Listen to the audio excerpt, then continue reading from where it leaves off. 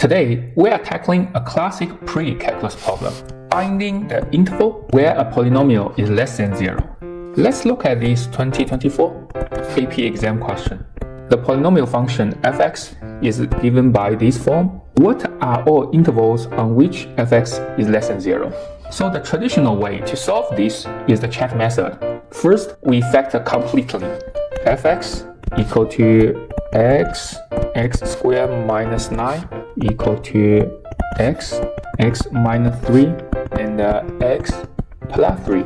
Then we find the critical point, which is x equal to 0, 3 and negative 3. This critical point would make fx equal to 0. We draw a number line and place these 3 points on it. 0, 3 and positive 3. This split our number line into 4 separate intervals. Now we pick a test number inside each interval and plug it back into our equation to see if the result is positive or negative. First, we test negative 4. That is a negative. Then we test negative 1. It's a positive. Then we test positive 1. It's a negative. Then we test positive 4. It's positive.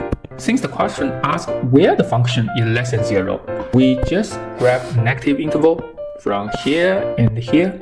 The answer is the negative infinity to negative 3 and the 0 to 3. Now the test points method works fine, but it takes too much time for hand calculation. Let me update the question a little bit and show you a speedy method using multiplicity. Let's look at our updates. Heavier factor form. Fx equal to x minus 3 to the power of 3 and x plus 3 to the power of 2. We already know it touched the x-axis at these 3 points. First, let's look at end behavior. If x is approaching positive infinity and we plug it back, we know that fx is a positive. That means on the far right side of the graph, the value would all shoot it up.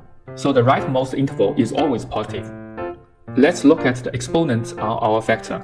At x equal to negative 3, it is 2. At x equal to 0, it's 1. And here, it is 3. We apply the golden rule of multiplicity, called odd cross even bounds. Let's see that. Starting from the far right side, we already know it is positive. We trace a line through our zeros at x equal to 3. The exponent is 3, it's an odd number, so the line crossing down to negative. And at x equal to 0, the exponent is 1, so it crosses again into the positive. At x equal to negative 3, the exponent is 2, it's an even number, so it touches the axis and bounces it back into the positive. Just like that, we figure out all the negative and positive interval without testing a single point. And here is the only negative interval.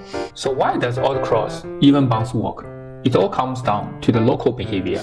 Let's zoom in really close to the root of x equal to 3, the factor corresponding to x minus 3 to the power of 3. Imagine we plug in a small number just slightly smaller than 3, let's say 2.9, and it gives us a negative number. If we plug in a number slightly larger than 3, it gives us a positive number. So from the left side of 3 and the right side of the 3, the sign flips from negative to positive as we move across x equal to 3. The graph physically has to come across the x-axis. Now let's look at another location here.